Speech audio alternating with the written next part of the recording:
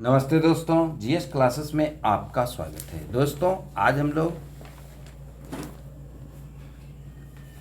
BPSC द्वारा आयोजित प्रधान शिक्षक एवं प्रधानाध्यापक के लिए कुछ महत्वपूर्ण प्रश्नों को देखेंगे जो आपके परीक्षा के दृष्टिकोण से काफ़ी महत्वपूर्ण है। तो हम लोग शुरू करते हैं बाल मनोविज्ञान से संबंधित कुछ महत्वपूर्ण प्रश्न को। इससे पहले 12 मॉड्यूल सेट दिया जा चुका है, तो लगातार वीडियो जो है सो डीएलएड कोर्स से संबंधित डाला जा रहा है। आप लोग हमारे चैनल से अवश्य जुड़ें और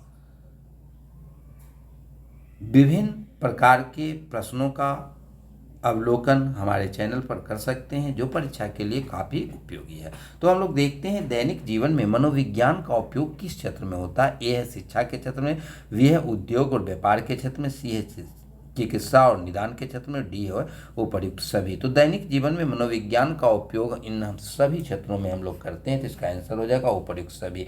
अगला क्वेश्चन है बालकों को सामाजिक व्यवहार की शिक्षा दी जा सकती है। ए में है शारीरिक गतियों से, बी में है विभिन्न सामाजिक क्रियाओं से, सी में है पाठ्यक्रम से, डी में है वेशभूषा से। तो बालकों को सामाजिक व्यवहार की शिक्षा दी जा सकती है विभिन्न सामाजिक क्रियाओं से, दो का बी हो जाएगा। अगला क्वेश्चन है मानव विकास से अभिप्राय है, जीवन पर्यंत संभव है, वातावरण से संबंधित है, शारीरिक मानसिक एवं संवेगात्मक विकास है, और डी में है उपर्युक्त सभी। तो मानव विकास से संबंधित सभी है, यानी कि जीवन पर्यंत संभव है, वातावरण से संबंधित है, शारीरिक मानसिक एवं संवेगात्मक विकास से संबंधित है। अगला क्वेश्चन है दैनिक जीवन में मनोविज्ञान का उपयोग किस क्षेत्र में होता है। ए में है शिक्षा के क्षेत्र में, बी में उद्योग और व्यापार के क्षेत्र में, सी में चिकित्सा और निदान के क्षेत्र में, और डी उपर्युक्त सभी। तो इसका आंसर हो जाएगा उपर्युक्त सभी। अगला क्वेश्चन है एनसीईआरटी निम्नलिखित में से किसमें मनोविज्ञान का प्रयोग कर रहा है। ए अध्यापकों के चयन में, बी पाठ्य पुस्तकों के निर्माण में, सी विद्यालय संगठन में, और डी वित्तीय सहायता में।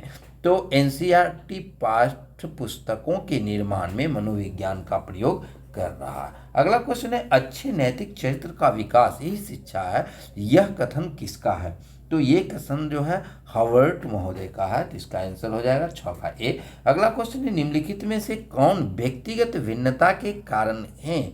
ए में है वंश परंपरा, बी में है पर्यावरण, सी में है परिपक्वता, और डी में है उपरोक्त सभी। तो इसका आंसर हो जाएगा उपरोक्त सभी।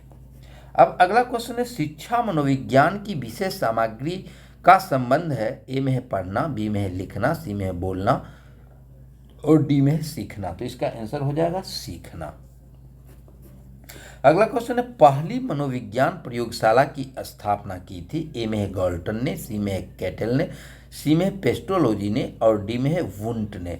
तो इसका आंसर हो जाएगा वुंट। अगला क्वेश्चन है दूसरों पर अपनी भावनाएं आरोपित करने की युक्ति कहलाती है। ए में है अंतःक्षेपण, बी में है पहचान, सी में है प्रक्षेपण, और डी में है विस्थापन। तो इसका आंसर हो जाएगा प्रक्षेपण। अगला क्वेश्चन है प्रथम बुद्धि परीक्षण का विकास किया था। ए में फ्रांसिस गाल्टन ने, बी में वीने एवं साइमन ने, सी में लेवेटर ने, और डी में विलियम अस्टर ने। तो इसका आंसर हो जाएगा वीने एवं साइमन ने। अगला क्वेश्चन है बच्चे के व्यक्तित्व के एक सूत्रीय विकास के लिए माँ बाप को चाहिए कि वह ए में बच्चे को अति सुरक्षित रखें, बी में बच्चों को तुलना दूसरे बच्चों से करें, सी में घर में अनुकूल वातावरण प्राप्त कराएं। तो यह आंसर हो जाएगा घर में अनुकूल वातावरण प्राप्त कराएं। अब हम लोग देखते हैं अगले क्वेश्चन को। अगला क्वेश्चन है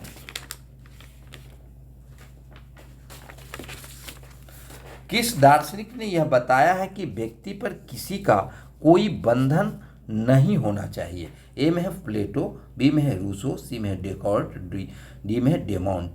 तो रूसो ने बताया है कि किसी का कोई बंधन, व्यक्ति पर किसी का कोई बंधन नहीं होना चाहिए। अगला क्वेश्चन है व्यक्तित्व का अस्तित्व शून्य में नहीं होता, यह कथन किसका है।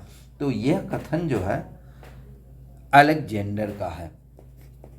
अब अगला क्वेश्चन है दर्पण सिद्धांत का किस विद्वान के द्वारा प्रतिपादन किया गया था, यानी कि दर्पण सिद्धांत किस विद्वान ने दिया था, तो यह कूले के द्वारा प्रदान किया गया था। अगला क्वेश्चन है, निम्नलिखित में से कौन सामाजिकरण की संस्थाएं, ए में है परिवार, बी में है विद्यालय, सी में है समुदाय, डी में ये सभी, तो इसका आंसर हो जाएगा ये सभी। अगला क्वेश्चन है, मनोविश्लेषण का पिता किसे कहा जाता है, तो मनोविश्लेषण का पिता फ्रॉइड को कहा जाता है। अगला क्वेश्चन है, शिक्षा का सर्वप्रथम अंग कौन सा है, तो शिक्षा का सर्वप्रथम अंग शिक्षार्थी है।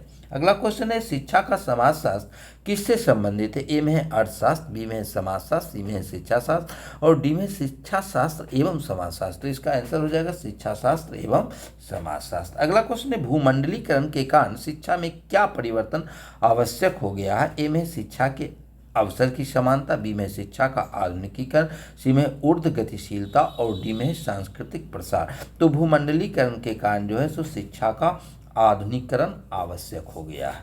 अगला क्वेश्चन है, वंचित वर्ग की शिक्षा के मार्ग में बाधाएं हैं, ए में है माता पिता तथा अभिभावक का गरीब होना, बी में माता पिता का निरक्षर होना, सी में परिवार का निम्न आय और डी में उपयुक्त सभी। तो वंचित वर्ग की शिक्षा के मार्ग में सबसे बड़ा बाधा ये तीनों है। अगला क्वेश्चन है, जाति प्रथा उत्पन्न कर सकती है, ए में है संकुचित समाज, बी में है परिवर्तनशील समाज, सी में मृत समाज और डी में मुक्त समाज। तो जाति प्रथा संकुचित समाज का निर्माण कर सकती है, जिसका आंसर हो जाएगा संकुचित समाज। तो ये बाल मनोविज्ञान से संबंधित कुछ महत्वपूर्ण प्रश्न थे जो आपके परीक्षा में पूछा जा सकता है। तो आप लोग हमारे चैनल से जरूर जुड़ें और ज़्यादा से ज़्यादा लाइक एवं शेयर करें। धन्यवाद।